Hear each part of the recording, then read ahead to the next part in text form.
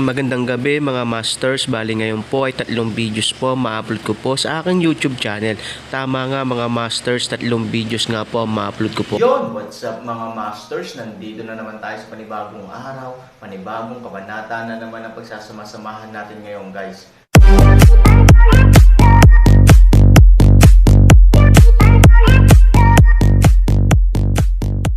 Bali mga masters, kung bago ka pa lang po sa aking YouTube channel, please click the subscribe button, lalong-lalo na po yung notification bell guys, para maging connected pa rin tayo sa isa't isa at maging updated kayo sa mga susunod ko pang video. Bali mga masters, bago natin umpisahan ng kwento ay mag-shoutout po muna tayo para sa mga solid nating tagapakinig. Sobra akong nagpapasalamat sa inyo mga Sec Masters at aking mga Emperor. Maraming salamat sa solid na pagsuporta nyo. Yun na nga mga masters, no? Bali hindi na ito patagalin. In 3, 2, 1, let's go! Mga masters, baka pwedeng hindi tayo mag-skip ng ads. Salamat mga masters. Ang bagong yugto ni Daryl sa storytelling channel sa YouTube mapapakinggan. Ang bagong kabanata, at si Matandang Lost ay nagsalita at sinabi, "Apo, ano ba ang mga sinasabi mo? Ang ating buong lahing elf ay nahaharap ngayon sa hindi mabuting sitwasyon. Alam na alam mo naman iyon aking apo Sophie. At matagal nang binuklod at naging iisa na lang ang kaharian natin mga elf. At sa matagal na panahon ay naging matagumpay naman ito. Apo, hindi mo na kailangan pa magkaroon ng sariling kaharian at hindi mo na din kailangan hihiwalay ang ating lahing mangkukulam na elf sa mga normal na elf. At sa ngayon ay hindi na muna dapat natin ito iniisip lalo ka na dahil tayo ngayon ay nasa mapanganib na sitwasyon. Aking apo Sophie, hindi mo kailangan gawin pa iyon," sabi ni Matandang Lost na may pag-alala. At si Master Ken ay nagsalita at sinabi, "Tama siya Lost. Karapatan niya na ipagpatuloy ang pamumuno ng kanyang ina sa lahi niyong mangkukulam na elf. At tama din siya, si Sophie ay may karapatan na maging reyna ng inyong lahi na mga mangkukulam na elf. At ito ay talagang nararapat. At hindi naman niya magagawa ipagpatuloy ang pamumuno ng kanyang ina sa inyong mga mangkukulam na elf. Kung ito ay hindi parent nakahiwalay sa mga normal na elf. At hindi siya matuturing na reyna kung wala siyang kaharian. Kaya dapat itong mangyari." Totoo at tama ang lahat ng sinabi ni Sophie. Ang kanyang ina ay napatunayan na walang sala at walang nilabag na anumang batas. At dahil roon bilang nag-iisang anak ng reyna ng mga mangkukulam na elf, karapatan niyang makamit lahat ng iyon. Lost, baka ito na din talaga ang oras upang paghatiin natin muli ang dalawang lahi ng mga elf. Baka ito na ang oras upang ibalik ulit ang dating nakasaad sa ating libro na ang mga mangkukulam na elf at ang mga normal na elf ay kailanman ay hindi dapat pagsamahin. Baka kaya hindi matigil-tigil ang mga masasamang nangyayari sa ating lahing elf. Dahil din sa pagbubuklod natin at pagsamahin ang dalawang lahi ng mga elf.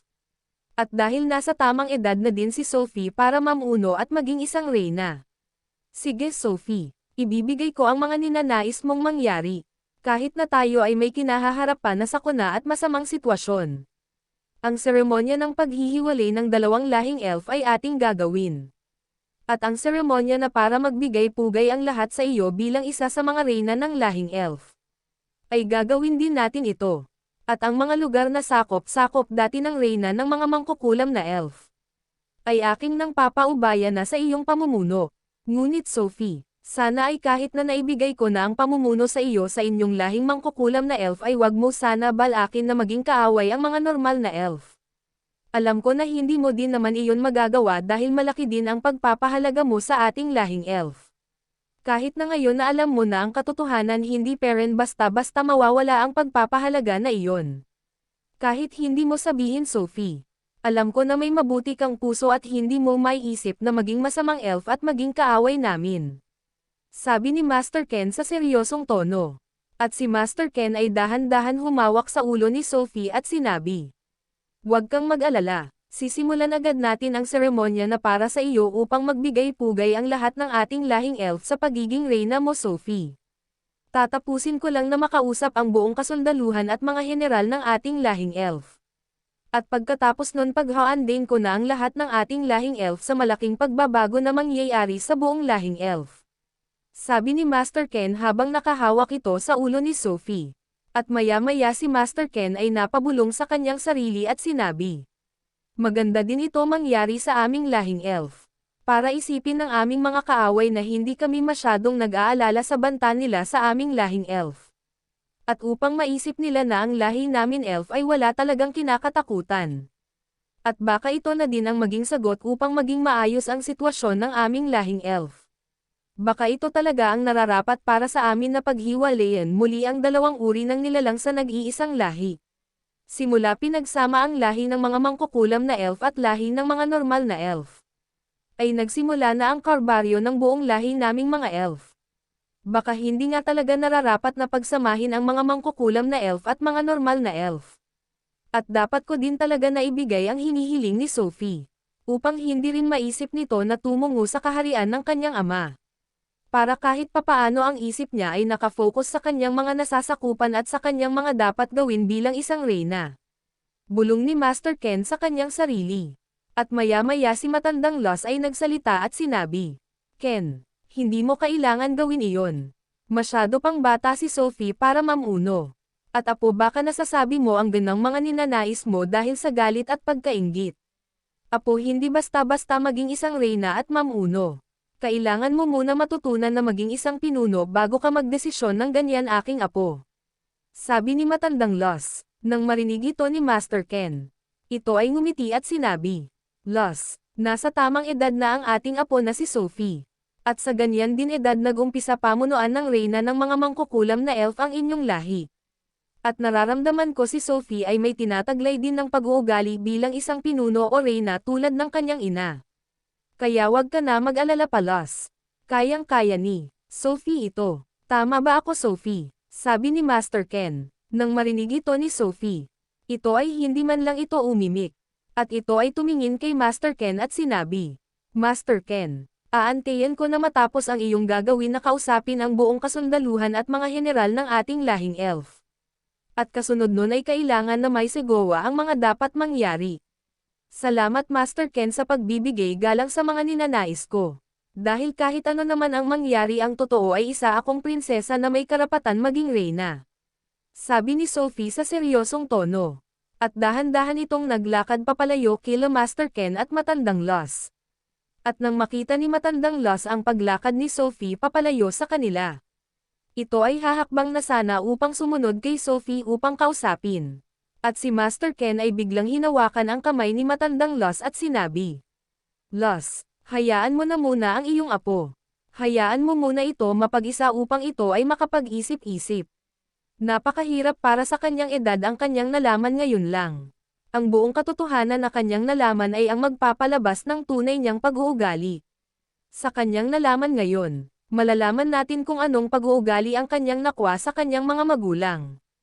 Malalaman natin kung sa lahi ba ng mga demonyo o sa lahi niyong mangkukulam na elf ang pag-uugali na tinataglay ni Sophie.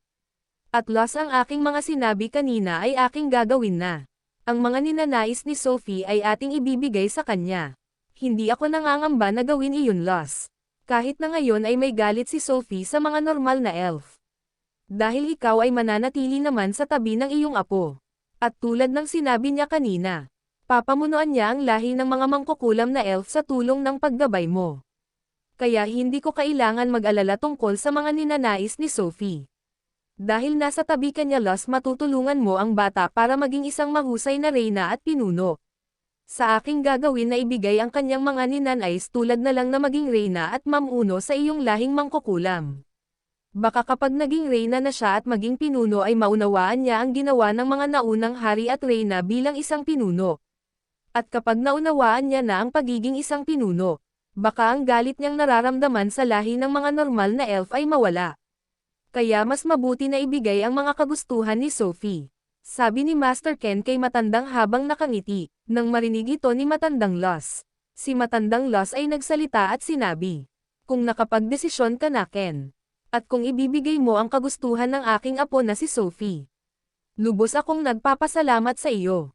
Salamat sa pag-unawa sa nararamdaman ng aking apo na si Sophie Ken. Salamat talaga Ken sa iyong pagpapahalaga na din kay Sophie. Alam ko hindi magtatagal ang galit ni Sophie sa inyong mga normal na elf. Dahil si Sophie ay lubos niya din pinapahalagahan ang buo nating lahing elf. At ikaw Ken ay tinuturing niya na din isa sa kanyang pamilya. Napakahirap lang sa kanya ngayon na matanggap ang katotohanan na siya ay may dugong demonyo. Dahil ang kanyang ama ay ang hari ng mga demonyo.